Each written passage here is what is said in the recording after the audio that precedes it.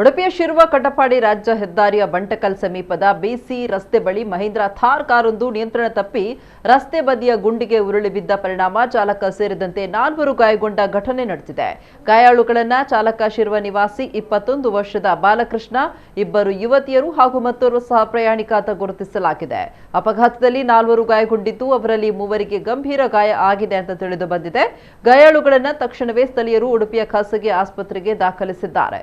ಅಪಘಾತದ ಮಾಹಿತಿ ತಿಳಿದು ಶಿರ್ವ ಪೊಲೀಸ್ ಠಾಣೆಯ ಪೊಲೀಸರು ಸ್ಥಳಕ್ಕೆ ಭೇಟಿ ನೀಡಿ ಪರಿಶೀಲನೆ ನಡೆಸಿದ್ದಾರೆ.